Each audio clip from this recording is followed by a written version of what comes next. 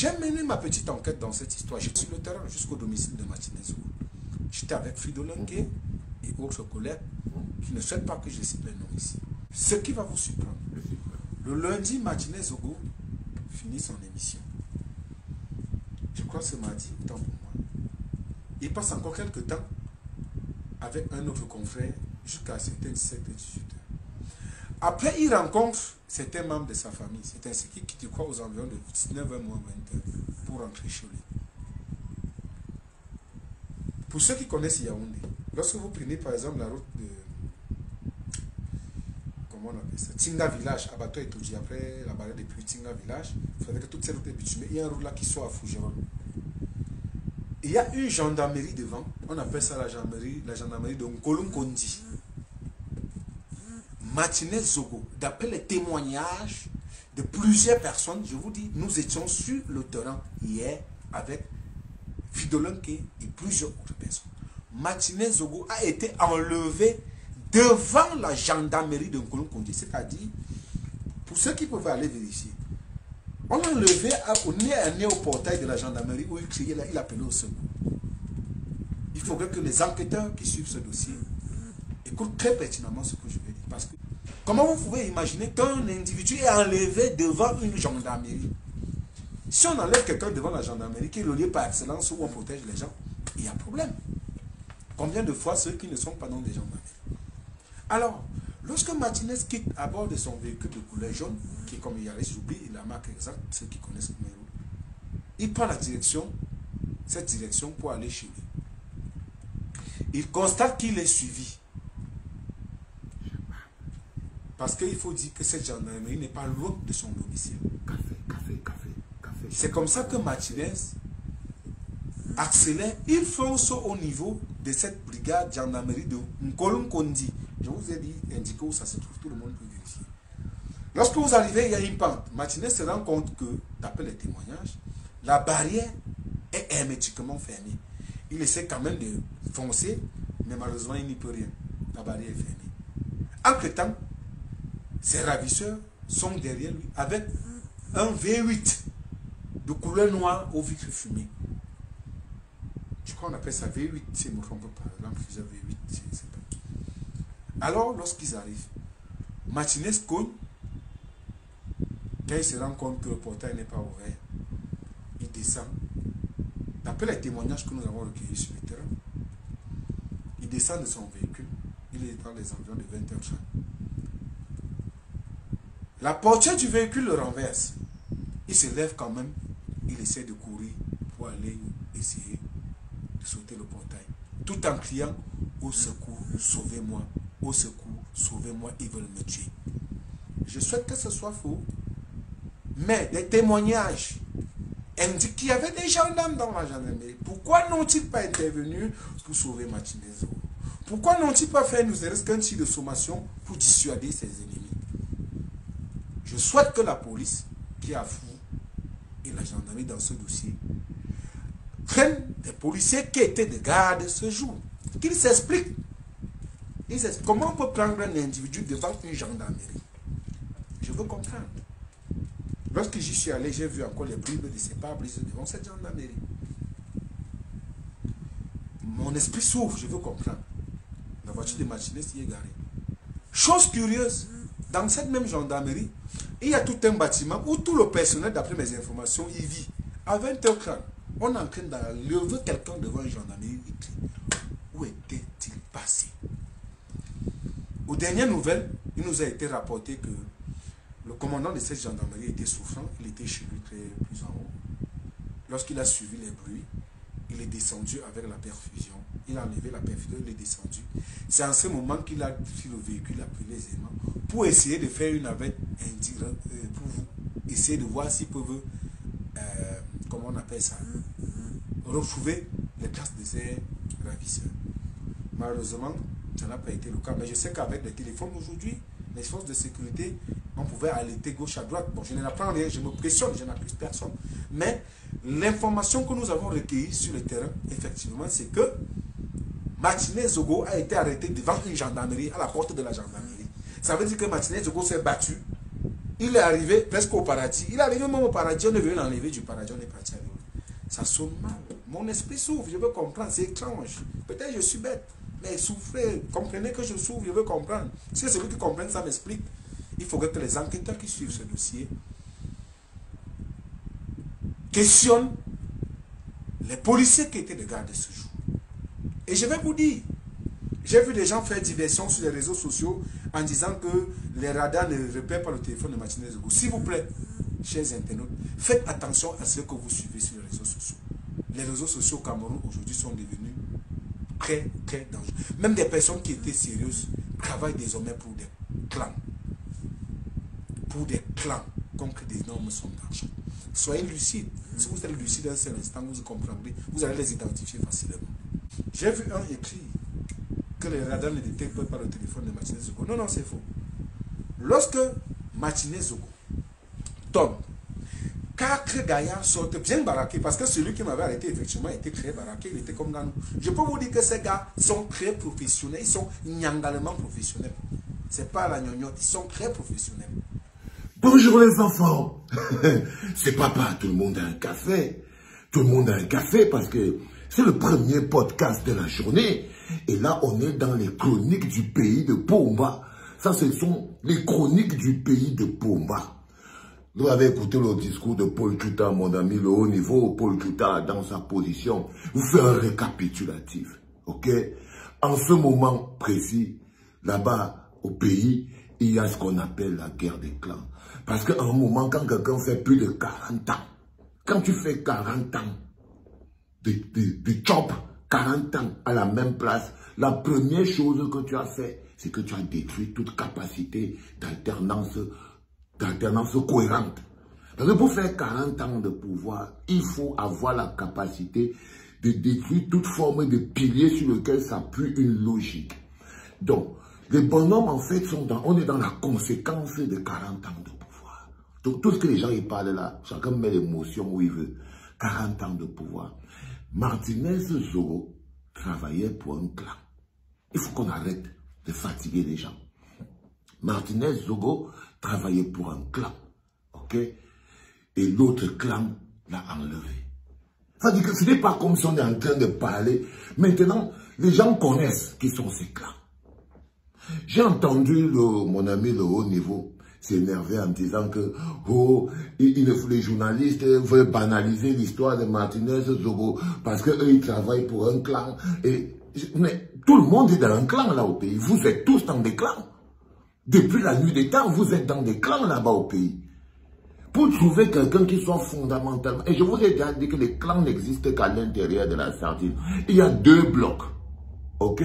Il y a le bloc de la résistance. Il y a le bloc de la résistance. On est dans l'opposition. Le bloc de la résistance. Notre patron, c'est Moïse Kamto. Je ne sais pas. Il faut que ce soit clair. Il y a 2 blocs.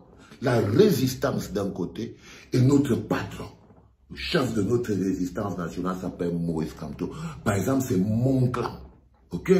Ça veut dire que quand quelque chose se passe là-bas, je regarde. C'est mon clan. De l'autre côté, il y a la conservation.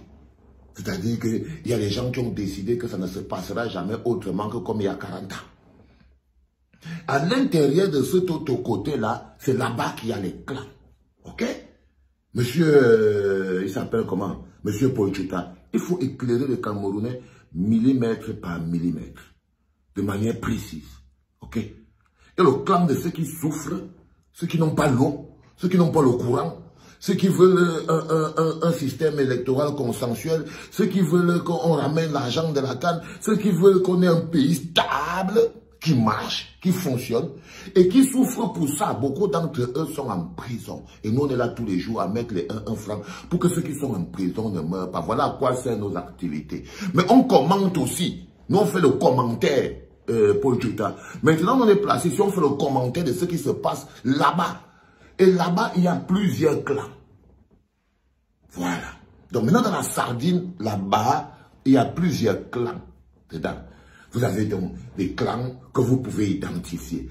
Et ils sont identifiés. On a un clan, par exemple, qui est contrôlé par Moutazé. Par exemple, c'est un gros clan, avec les costauds, les financiers, avec les grands bonhommes. Dedans, tu as les amoureux, tu as les gens comme ça. C'est un super gros clan. Toujours là-bas, dans leur côté, toujours du business. Toujours dans leur côté du business. Il y a aussi notre clan. Donc, quand tu as Motazé, tu as le Zomlor, tu as même le Lorenzo, tout ça là, ils sont tous là-bas, même clan. Comment? Est-ce que ça ne se voit pas? Ça se voit. Monsieur Paul Chouta, arrêtez de faire les émotifs et les pleurnicheuses. Tu veux pleurer? Et de l'autre côté, il est interdit de pleurer, hein, frère. Il est interdit de pleurer. Il faut arrêter vos conneries. De l'autre côté, vous avez un autre clan. C'est le clan, peut-être, de l'homme à la punk, voilà, avec tous ses copains. Dedans, tu as la mère Brenda, tu as les gens comme ça. Et tu as un volant au milieu qui ne sait pas où se placer. C'est le petit Francky. Tout le monde suit les... Vous suivez les primaires chez les crapules, ici à la clinique, non? Est-ce que vous n'êtes pas... Je vous ai déjà tout classé, tous ces trucs. Je veux éclairer la tête de Paul Chouta pour dire à Paul Chouta que maintenant, à l'intérieur, les Sismondi, Balé, Bichoka, les Paul Chouta, les machins, trucs, tous les gens qui sont les journalistes à 2 bars du Cameroun se sont divisés à l'intérieur de cette boîte. Il y en a un qui sort de clan, le clan du Zomlor, et l'autre côté, c'est le clan de l'homme à la punk. Pourquoi tu veux nous embrouiller avec le bavardage et tout? Si ce n'était pas les clans des gens qui avaient le pouvoir, qui sont en train de lutter entre eux, tu crois qu'on pouvait enlever Martinez devant la gendarmerie? Tu crois franchement que si ce n'était pas une histoire entre les mêmes gens, les mêmes qualités, mêmes gens dans la même boîte de sardines, avec les mêmes ambitions, avec la même impunité, si ce n'était pas les mêmes frères de la même boîte, tu crois qu'on pouvait venir enlever la Zozo dans la boîte de sardines? Nous, dans notre côté, on vient, nous, on n'a pas la police. Nous, on n'a que le peuple et l'arbre de la paix et le jujube. On n'a rien d'autre. C'est pour ça que quelqu'un peut venir, il kidnappe Bibouni, ça qu'il amène. Personne ne parle. Ils ont parlé quoi? On s'est battu, on s'est débattu, nous tous. Quand on a des problèmes, on se bat. Et ça, Martinez, le type qui s'appelle comment? Le haut niveau. Quand on prend Foguet, descendons, on lutte avec. Quelqu'un vient lutter avec nous. Quand on prend les Bibounissa, quand on prend les ceci, on est là où nous on bagarre. Voilà nos problèmes. Ok? Mais chacun ses problèmes, cousin. Chacun ses problèmes. Il ne faut pas venir nous fatiguer. Donc, à l'intérieur, là-bas, vous voyez très bien que pour qu'on vienne te prendre devant la gendarmerie, il faut que le clan soit institutionnel. Ok? Donc, le gars travaille pour un clan. L'autre clan le prend. Bon, pour tout à l'heure, il faut que l'on fasse quoi? Qu'on sorte pour dire non, libérer Martinez, il parle des choses en ligne 64. Je suis d'accord. Personne n'a dit que non. Il ne décriait pas les histoires de la ligne 74, 75, machin. Je vous dis que les gens sont en prison pour ça. C'est-à-dire que ce n'est pas une nouvelle réclamation. Est-ce que c'est une nouvelle réclamation? Les lignes 94, les lignes 95, détournement de l'argent de la canne, Foguet, Bibounissa, Awassou, Mispa, machin, ils sont déjà en prison pour ça. Ils sont là-bas depuis, ils sont là-bas au Gongon pour ça, au Goulag. C'est ce que je veux dire, mon petit, pour le Chouta. Non, il faut que tu sois clair et moins, il ne faut pas embrouiller les gens, il faut qu'on garde l'esprit bien sérieux. Donc, quand on l'autre clan là, hein, de l'autre côté, qui est le gros bloc avec plein de clans dedans, c'est les petits clans. C'est la cause à Nostra. C'est les petits clans là à l'intérieur. Donc, ils se font ça dû entre eux. Donc, ils se font ça dû entre eux, Polo. T'entends ce que je te dis, Polo? Et que toi, tu n'y peux rien. Tu as vu qu'ils n'ont pas besoin même de ton aide. Les clans se parlent. J'ai vu tout un communiqué de Ngongo. Ngongo. J'ai vu un communiqué du ministre Sadi. Le ministre de la Communication. Il a sorti le communiqué pour un petit journal.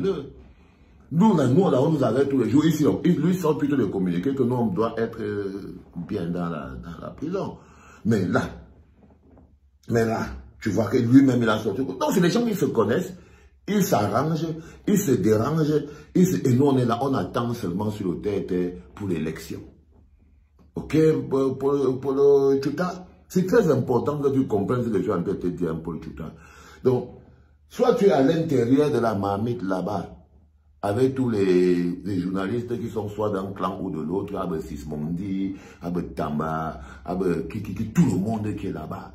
Tout la FIA TV, tous les gens de Vision 4, tous les liés, tous les gens que c'est les gens que vous trouvez vos camps à l'intérieur de votre business. C'est là-bas, chacun trouve son équipe là-bas. Vous portez les maillots là-bas, soit tu as le maillot Zomlo, soit tu as le maillot Omar Punk. Donc quand tu parles à qui? Tu parles à nous autres qui sommes dehors, en train de regarder en disant que qu'est-ce qui se passe? Mais il faut que ce soit clair dans vos esprits, les enfants. On n'est pas en train de faire comme si on n'est pas dans le... Non, on est dans le pratique. Et dans le pratique, c'est une histoire claire qui se passe. Ok? C'est l'homme, on est dans une logique où Martinez Zogo travaillait pour un clan. C'était un artificier, très puissant. Il avait la voix qui porte. C'était un soldat important pour son clan. C'était un soldat important. Et le clan d'en face a fait tomber un soldat important. Parce que c'est comme ça que ça fonctionne. Quand vous avez quelqu'un qui fait hang, on cherche et on le fait. Pour déstabiliser l'équipe. Donc quand Eto entre dans la surface, les gens savent que si tu as bloqué Eto, peut-être le Barça va perdre. Mais si Eto est libre, ça y est, c'est bon, vous êtes fichu. Donc on tient toujours l'élément le plus talentueux. Ça c'est excès de talent, c'est la performance, c'est excès de performance qui fait identifier la Zozo comme étant l'adversaire le plus féroce pour l'équipe adverse. C'est ça, il n'y a pas deux. Ok? Il n'y a pas deux. Le camp d'en face a aussi perdu les joueurs. Le camp d'en face a aussi perdu les joueurs. C'est pas comme si le camp d'en face n'avait pas perdu les joueurs. Vous regardez bien la toile, vous allez bien voir que le camp d'en face a perdu les joueurs aussi. Donc c'est des joueurs. Moi je vous dis, c'est des joueurs. J'ai ma famille en prison. J'ai mes gars sûrs. J'ai mes gars. Et ça, il n'y a rien qui est plus grand que ça. J'ai mes gars qui sont en prison. C'est-à-dire que quand ils voient mes gars comme le Tché, comme Alain Forêt, comme Bibou, comme tous ces gars, moi j'ai mes gars qui sont à un endroit où ils ne devaient pas être. Donc, les gens qui dérangent les gens le matin, il ne faut pas déranger beaucoup. Il faut constater. Quand l'heure est à la lecture de l'heure, vous savez-vous bien, vous savez très bien qu'on ne peut que lire l'heure. Allez les enfants, long mais bon, c'est le week-end. Vous avez les méga partagés. C'était papa les enfants. Le troisième, je vous conseille le troisième podcast. Il y aura un au milieu, mais le troisième sera... Il sera... Allez, bonne journée.